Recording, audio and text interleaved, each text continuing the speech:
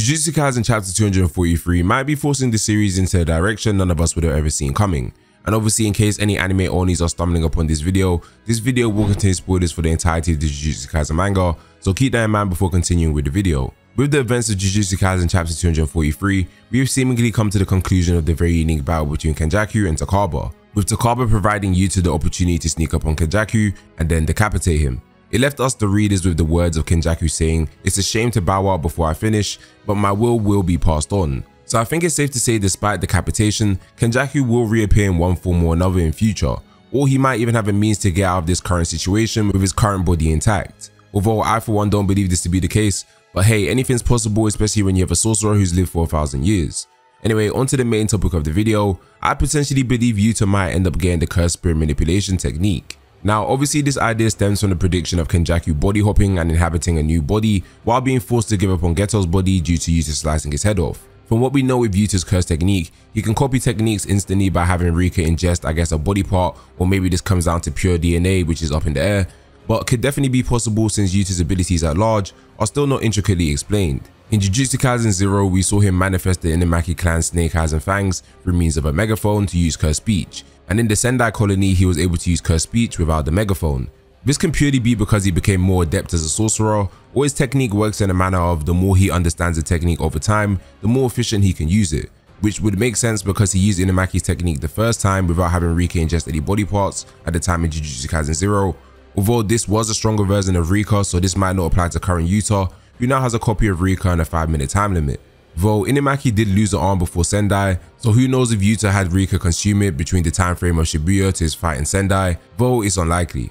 But with Uro, he instantly copied her sky manipulation after having Rika eat her arm, so given our current situation, providing Kenjaku bails out of Geto's body, Yuta could gain cursed spirit manipulation. Now before I go into the pros of Yuta gaining cursed spirit manipulation and why it would make a lot of sense and be kinda poetic, let me suggest a potential angle as to how this might not happen. With Kenjaku, we do know he's hopped between multiple bodies and he has a multitude of cursed techniques. Right now being the initial body hopping technique, cursed spirit manipulation thanks to Geto's body, and also Kaori Itadori's anti-gravity system, with there potentially being a fourth cursed technique like Yuki Tsukumo speculated. There's a chance that if Kenjaku body hops, he takes the cursed spirit manipulation technique with him, which would obviously kill the whole premise of this video. But there's also a chance this wouldn't happen due to the statement by Yuki about overloading one's brain with cursed techniques, unless they have an external storage like Yuta through Rika. And if I was to add my own thoughts to Kenjaku's words of his will being passed on, I definitely think it's a new body which he probably has behind the scenes that would be imbued with a useful curse technique of his own, or maybe even him combining with the beasts created from the merger, or even Tengen, Yuji, or anything really. Because realistically, keep in mind that Geto's body was mainly needed for the situation he wanted in Shibuya to seal Gojo after catching him off guard and start the Culling Games and merger with Mahito's idol transfiguration. So Geto's body in cursed spirit manipulation has pretty much served this purpose. And if we expand on the hypothetical situation that Toji brought up in the hidden inventory arc of what happens to a cursed spirit manipulator's curses if they die, we could potentially see thousands of cursed spirits unleashed next chapter, and Yuta would have to deal with all of them, which may prove overwhelming, especially if there's a bunch of special grade curses. So him copying the ability to control this hypothetical scenario would make sense as well. But into the pros I mentioned earlier, Jujutsu Kaisen has pretty much entered its endgame following the Gojo and Sukuna fight.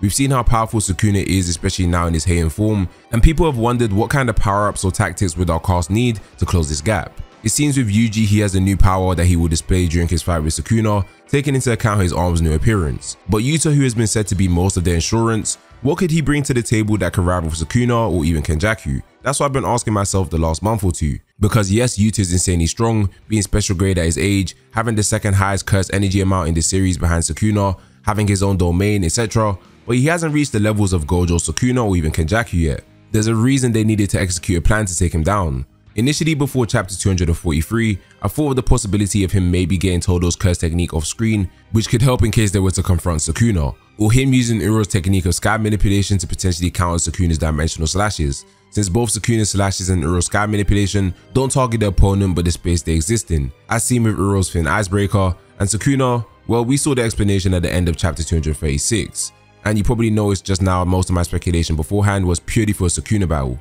But after the events of chapter 243, I think Yuta getting cursed spirit manipulation is a more plausible situation for Yuta to break his limits and reach the heights of people like Gojo and Sukuna. First, let me just say, wouldn't it be ironic given the events of Jujutsu Kaisen 0, where Geto was trying to take Rika from Yuta, which would have given him the power to create the world he wanted.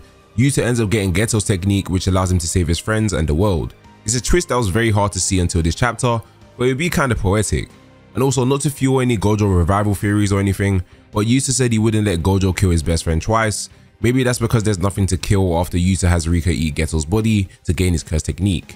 Obviously, this is in the event that Gojo comes back to life, but then again, this statement might also be true because Gojo's gone for good. But imagine the ceiling for Yuta if he had curse spirit manipulation in his arsenal. He could deploy thousands of curse spirits of varying grades, and I wouldn't be surprised if he could take Uzumaki to a whole new level. Instead of one-time usage of absorb curse spirits, curse techniques of a specific grade, like we saw Kenjaku do in Mahito, due to Yuta's copy ability, he'd be able to use the curse technique of any of his stored curse spirits whenever he wants, which would be absolutely insane. He would easily be the most versatile character in the series, and I can see this being a major problem for Sukuna or Kenjaku.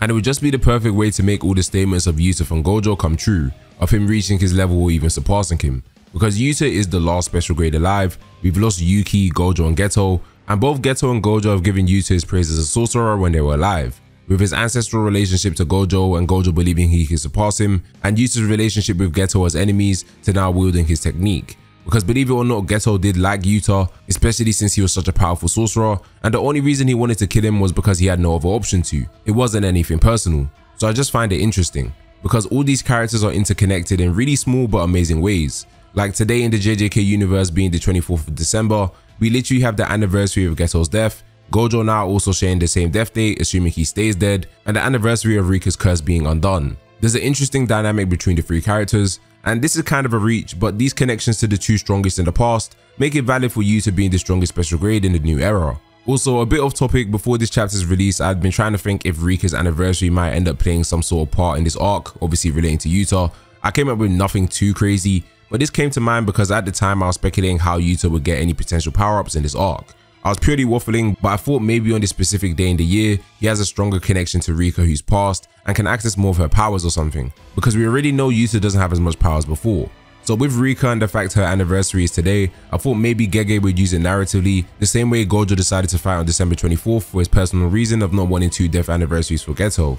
But don't take it too serious, as I said, I was just brainstorming weeks before this chapter's release, and that's just something that came to mind, that maybe one of you guys might be able to find plausible evidence for, because after reviewing it over and over again, I just couldn't think of a way it would make sense without being bad writing or just a cheap power up. But maybe there's more Jujutsu power workings we don't know about that could be introduced, who knows. I just wanted to mention it though. But I definitely think this will be a valid way for Yuta to get a power up within the series. And it's crazy because among all my thoughts, since Yuta is my favorite character in the series by the way, so I thought of a lot of ways he can perform in this arc, specifically if he was to go against Sukuna. I never once thought about the possibility of him gaining curse spirit manipulation. But then again, all jokes aside, I wasn't respecting Takaba's game, so this situation was a complete shock to me. I thought of Yuta using sky manipulation to support in a Sukuna encounter, maybe redirecting the slashes if he can perceive them, or maybe using Todo's Boogie Wiggy to take that card out of Sukuna's deck and protect his friends support-wise in the battle.